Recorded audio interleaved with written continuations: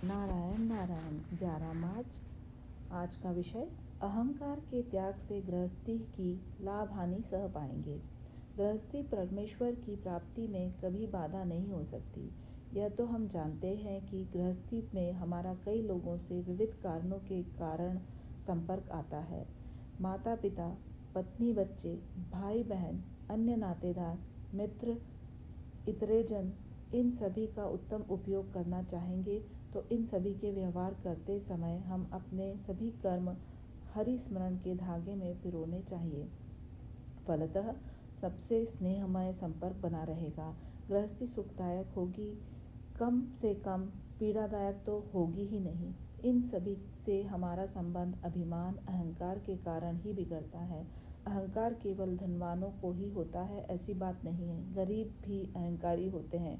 पुराणों में हमने पढ़ा है कि जब हिरण्यकशिपु को भगवान ने पलथी में लेकर उसका पेट फाड़ना शुरू किया तो अभिमान के कारण उसका हाथ तलवार की ओर बढ़ा। साक्षात परमेश्वर सामने होते हुए भी उसके हाथ जोड़कर प्रणाम नहीं किया। अभिमान का कितना नशा होता है। गरीब लोग भी इस अभिमान के बहुत शिकार होते हैं। एक बार एक भिखारी किसी के द्वार के पास पहुंच भीख मांगने लगा।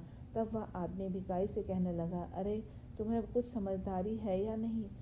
कुछ समय का तो ख्याल करो, समय असमय आते हो। तब वह भिखारी कहने लगा, भीख नहीं देनी है तो मत दो, जाओ जाओ, मुझे तुम्हारा अकेला का घर ही नहीं है, गांव में ऐसे तो 100 घर पड़े हुए। देखो अभिमान की जड़ें कितनी गहरी धंसी हुई रहती है। अहंकार खेत में उगने वाली घास की तरह है, जिसकी जड़ें पूरी तरह काटने के सिवा अच्छी फसल हो ही नहीं सकती। उसी प्रकार अहंकार पूर्ण नष्ट होने के बगैर कृपा की फसल आना असंभव है। कटहल काटते समय एक सावधानी बरतनी पड़ती है। हाथों को तेल लगाकर वह काटना पड़ता है और फिर उसमें से कोए निकालने पड़ते हैं। यदि तिल लगाएंगे तो हाथ को चेप नहीं लगता और कोए शीघ्र बाहर निकलते हैं। इसी प्रकार नाम स्मरण करके गृहस्थी में व्यवहार किया तो अभिमान या विषया वासना का चेप नहीं लगता और परमेश्वर की कृपा के कोए जल्दी मिलते हैं। यदि यह अहंकार, यह देहाभिमान मिटाया तो गृहस्थी की लाभ हानि आसानी से हंसते हंसते सह पाएंगे। छोटे बच्चे वर्षा ऋतु में कागज की छोटी छोटी नावें बनाकर प्रवाह में छोड़ते हैं।